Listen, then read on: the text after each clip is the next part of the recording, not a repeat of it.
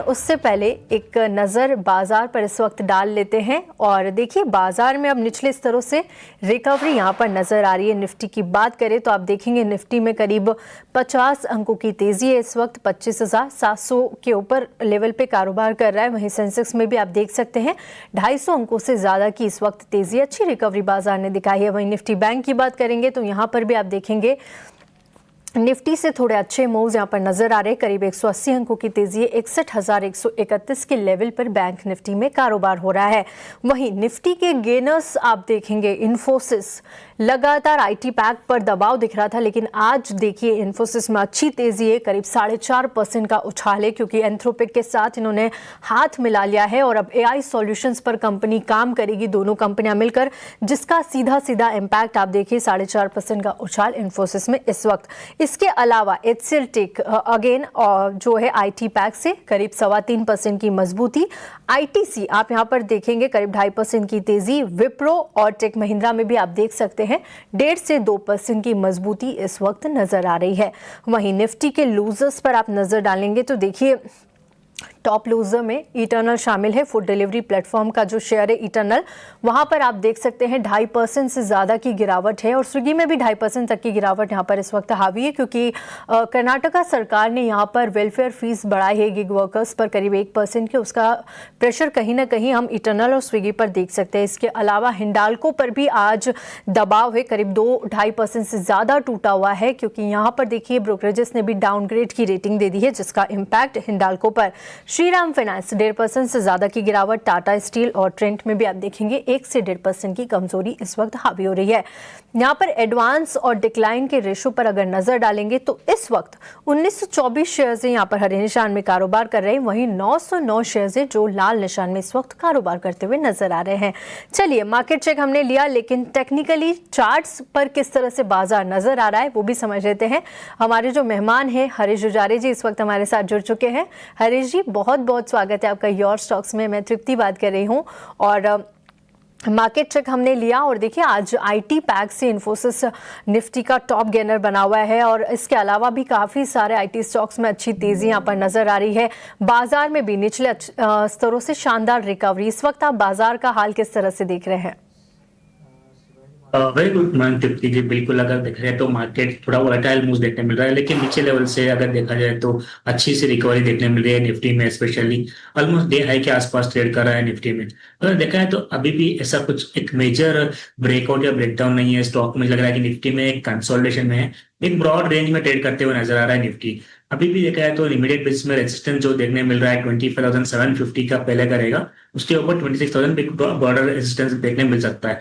तो जिस तरीके से आपने बताया बिल्कुल आईटी और बैंक निफ्टी में सपोर्ट की वजह से, बैंकिंग स्टॉक्स के सपोर्ट की वजह से हमें एक अच्छा उछाल देखने मिल रहा है। लेकिन मुझे लग रहा है कि जो है कंसोलिडेशन में रह सकता है आज के ट्रेडिंग सेशन में फिलहाल के लिए, क्योंकि ऐसा कुछ टेक्निकली अभी देखा है तो सेटअप एक साइडवेज का ही इंडिकेशन देखने मिल रहा है। वही चीज अगर बैंक निफ्टी की बात करते हैं तो बैंक निफ्टी में क्लियरली एक और परफॉर्मेंस देखने मिल रहा है। आज के ट्रेडिंग सेशन में अगर देखा जाए तो छोटे बैंक के साथ साथ पीएसयू बैंक स्पेशली सपोर्ट कर रहे हैं बैंक निफ्टी को स्ट्रांग रहने में। तो मुझे लग रहा है कि बैंक निफ्टी कंटिन्यूएशन देखने मिल सकता है। ऑलमोस्ट 61,000 के ऊपर ट्रेड कर रहा है। मुझे लग रहा है कि जो इमीडिएट साइकोलॉजिकल सपोर्ट रेजिस्टेंस था तो लास्ट एक हफ्ते से हम लोग देखने मिल रहा था कि 61,000 के आसपास से घूमते हुए आज के दिन कन्विंसिंगली उसके ऊपर ट्रेड कर रहा है। मुझे लग रहा है कि बैंक निफ्टी बहुत ऑप्टिमिस्टिक है और आगे वाले दिनों में मुझे लग रहा है कि जल्दी ही 61,500 से लेके 61,700 के लेवल देखने मिल सकता है बैंक निफ्टी में। ठीक है, बैंक निफ्टी पर ज़्यादा ऑप्टिमिस्टिक व्यू। साथ ही निफ्टी के लिए 25,650 एक लेवल हम यहाँ पर देख रहे हैं, 25,750 माफ़ कीजिएगा, ये लेवल आज के लिए काफ़ी अहम होने वाला है। इसके अलावा बैंक निफ्टी पर पॉजिटिव व्यू। चलिए आगे बढ़ते हैं, इंडेक्स पर राय ली, लेकिन अब वक्त हो गया अपने पहले कॉलर को शो में जोड़ने का और इस वक्त हमारे साथ विजय जुड़ चुके हैं महाराष्ट्र से। विजय गुड आफ्टरनून, पूछिए अपना सवाल। मैडम आई गॉट, मेरे पास ओला मोबिलिटी के शेयर्स है 2000 @35। मेरे को बजट के वक्त ऐसा लगा था कि वो बजट में उसका बढ़ेगा करके, तो मैंने ले लिया, बट अभी बहुत नीचे आया। क्या मेरे को गाइडेंस दीजिए मैडम, मेरा ज्यादा होल्डिंग का टाइम नहीं है। बहुत कम होल्डिंग, एक हफ्ते तक कर सकता हूँ। ठीक है, कितने वक्त तक आप कर सकते हैं होल्ड? मैडम 10 दिन मैक्सिमम 10 दिन। ओके विजय, अभी आपको इस पर सलाह दिलवा देते हैं। हरीश जी, हमारे साथ विजय जुड़े हैं पुणे महाराष्ट्र से और इनके पास जो शेयर्स है वो है ओला इलेक्ट्रिक के। देखिए आज भी 2.5% की गिरावट और पिछले 2 दिनों में भी जो वहाँ पर एक कुणाल कामरा का जो ट्वीट आया था उसकी वजह से थोड़ा सा इम्पैक्ट यहाँ पर नज़र आया था और 5% तक टूटता हुआ ओला इलेक्ट्रिक नज़र आया।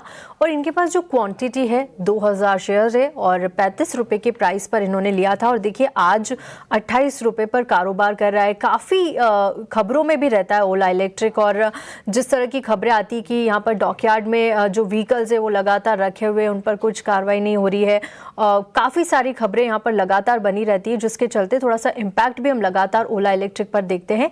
10 दिन का समय विजय के पास है और क्या करना चाहिए, क्या इन्हें अभी फिलहाल रुकना चाहिए क्योंकि शेयरों की संख्या काफ़ी बड़ी है और नुकसान ये झेल रहे होंगे इस वक्त, क्या सलाह होगी इस लेवल्स पे? बिल्कुल ठीक जगह देखा है तो लगातार स्टॉक एक अंडर परफॉर्म कर रहा है। लास्ट अगर देखा है तो लास्ट 4-5 महीने से स्टॉक प्राइस ऑलमोस्ट ऊपर लेवल से 60-70% का लॉसेस देखने मिल रहा है। तो मुझे लग रहा है कि अभी भी स्टॉक में कोई एकदम मेजर उछाल देखने नहीं मिल रहा है, लेकिन हमने रिजल्ट के बाद फिर से एक बार स्टॉक पे जो इमीडिएट सपोर्ट्स थे 31 के आसपास तो वो टूटते हुए नजर आया और ऑलमोस्ट 628 के आसपास ट्रेड कर रहा है करंटली। तो टेक्निकली देखा है तो एक छोटा सा एक डाइवर्जेंस दिखाई दे रहा है सेटअप पे और मुझे लग रहा है कि एक छोटा सा सपोर्ट देखने मिल रहा है चार्ट्स पे, डेली चार्ट्स पे, जो कि इमीडिएट बेस में 27 के आसपास है। मुझे लग रहा है कि 27 के आसपास अगर टूटता है तो और वीकनेस देखने मिल सकता है। और थोड़ा जैसे मैंने बताया कि थोड़ा सा डाइवर्जेंस है, इनका 10 दिन का समय है तो 27 के साथ 6 स्टॉप लॉस मेंटेन कीजिए। अगर 27 के नीचे पे चल रहा है तो मुझे लग रहा है कि और थोड़ा वीकनेस देखने मिल सकता है। वो ऊपर के वो रेजिस्टेंस 3120 के आसपास है, अगर मुझे लग रहा है कि 3120 के ऊपर निकलता है तब जाके थोड़ा अच्छा मूवमेंट देखने मिल सकता है। सो अगर इनका बाइंग जो है 35 के आसपास है और शॉर्ट टर्म ट्रेडर है तो मुझे लग रहा है कि 31 के आसपास आता है तो एग्जिट करना बेहतर रहेगा। तो लेकिन 27 के स्टॉप लॉस स्ट्रिक्टली मेंटेन करना चाहिए। 25 का एक स्ट्रिक्ट स्टॉप लॉस आपको मेंटेन करना होगा और 31 के आसपास आता है, आप शॉर्ट टर्म के ट्रेडर है तो 31 के आसपास आते हैं तो वहां से आप निकल सकते हैं। चलिए आगे बढ़ते हैं और अगले लाइव कॉलर को शामिल करते हैं। शंकर इस वक्त हमारे साथ जुड़ चुके हैं। शंकर हाय, बताइए अपना सवाल। नमस्कार मैडम, मेरे पास और 2 के मेरे पास 64 तो होते हैं और 2 फाइनेंशियल के 295 के पास है। अगले 6 महीने तक या 1 साल तक भी मेरे थोड़ा आगे खरीद। ठीक है शंकर, आपकी आवाज़ क्लियर नहीं है लेकिन जितना मैं सुन पा रही हूँ आपके पास सुज़लॉन के शेयर है और आई थिंक आप 64-54 का अपना बाइंग प्राइस बता रहे हैं। 800 की क्वांटिटी है और 1 साल का समय आप यहाँ पर दे सकते हैं। सुज़लॉन आज देखिए करीब 1.25% से ज़्यादा की तेज़ी है, 46 के लेवल पे कारोबार कर रहा है और आपने 54 के लेवल पे इसे खरीद कर रखा है। और हरीश जी, यहाँ पर शंकर को क्या सलाह होगी? 1 साल का व्यू ये लेकर चल रहे हैं सुज़लॉन एनर्जी पे, 800 की क्वांटिटी में शेयर्स है, आज देखिए 46 के लेवल पे कारोबार हो रहा है और लगभग ये अपने 52 वीक लो के आसपास ही कारोबार कर रहा है। 44 का ये 52 वीक लो है इसका। क्या करना चाहिए अगले 1 साल में? क्या इनके जो बाइंग प्राइस है वहां तक पहुंच पाएगा सुज़लॉन?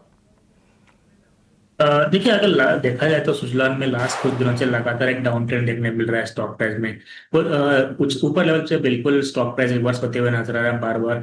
तो ऑलमोस्ट मुझे लग रहा है कि सेटअप अभी भी एक लोअर टॉप लोअर बॉटम का है, कोई मेजर ट्रेंड रिवर्सल अभी स्टॉक चार्ट्स पे दिखाई नहीं दे रहा है। मुझे लग रहा है कि इनको लंबे समय वेट करने से अच्छा है कि थोड़ा जल्दी ऊपर पुल बैक आता है तो उसमें से एग्जिट करके दूसरे स्टॉक्स में निवेश करने के लिए बेहतर रहेगा, क्योंकि हमने देखा है कि stock price continuously under perform कर रहा है स्टॉक प्राइस में। अगर टेक्निकली बात करते तो शॉर्ट टर्म के हिसाब से मुझे लग रहा है कि 45 के आसपास एक स्ट्रॉन्ग सपोर्ट से हमने देखा है कि लगातार स्टॉक प्राइस इसी लेवल से रिवर्स होते हुए नजर आया थोड़ा बहुत, लेकिन मुझे लग रहा है कि 45 के नीचे अगर क्लोजिंग देता है तो एक सेलिंग देखने मिल सकता है फर्दर, जो कि नीचे ऑलमोस्ट 42-40 के आसपास भी देखने मिल सकता है। तो लेकिन जो भी है 45 का स्ट्रिक्ट स्टॉप लॉस मेंटेन करना चाहिए। जो भी उछाल मिलता है ऑलमोस्ट 50 से 54 तक रेजिस्टेंस जोन दिखाई दे रहा है तो उस उछाल में एग्जिट करें और बेहतर रहेगा कि दूसरे स्टॉक्स में निवेश करें। ठीक है, अगर कोई उछाल यहाँ पर आता है 54 तक का तो वहाँ पर आप उस उछाल में निकल सकते हैं, लेकिन एक स्ट्रिक्ट स्टॉप लॉस आपको लगाना होगा 45 रुपये का।